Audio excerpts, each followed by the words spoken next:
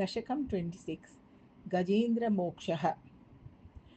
इन्द्रद्युम्न पाण्ड्यखण्डादिराजः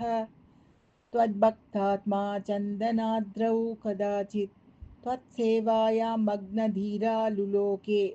नैवागत्स्यं प्राप्तमातिथ्यकामं कुम्भोद्भूतिसंवृतक्रोधभारः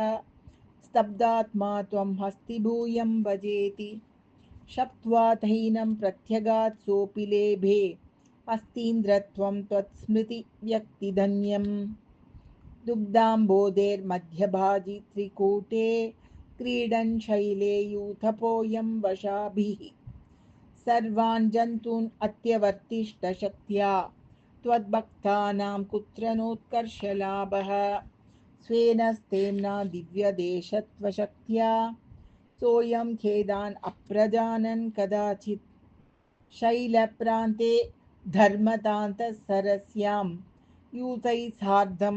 त्वत्प्रणुन्नोभिरेमे हुहुस्तावद्देवलस्यापि शापात् ग्राहीभूतस्तज्जले वर्तमानः जग्राहैनं हस्तिनं पाददेशे शान्त्यर्थं हि शान्तिदोषि स्वकानां त्वत्सेवाया वैभवाद्दुर्निरोधं युध्यन्तं तं वत्सराणां सहस्रं प्राप्ते काले त्वत्पदैकाग्र्यसिद्ध्यै नक्राक्रान्तम्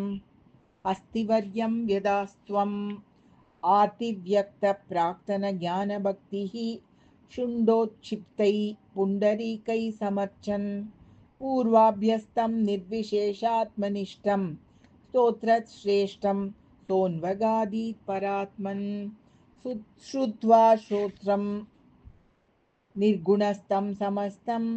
ब्रह्मेशाद्यैर्नाहमित्य प्रयाते सर्वात्मा त्वं भूरिकारुण्यवेगात् ताक्ष्यारूढ प्रेक्षितो भूपुरस्तात् हस्तीन्द्रं तं हस्तपद्मेन धृत्वा चक्रेण त्वं नक्रवर्यं व्यदारीः गन्धर्वेऽस्मिन् मुक्तशापे सहस्ती त्वत्सारूप्यं प्राप्य देदीप्यते स्म एतद्वृत्तं त्वां च मां च प्रगेयो गायेत् सोऽयं भूयसे श्रेयसे स्यात्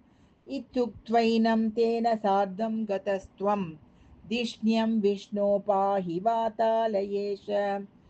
नारायण अखिलगुरो भगवन्नमस्ते श्रीकृष्ण शरणं मम गोपिका जीवनस्मरणं गोविन्द गोविन्द।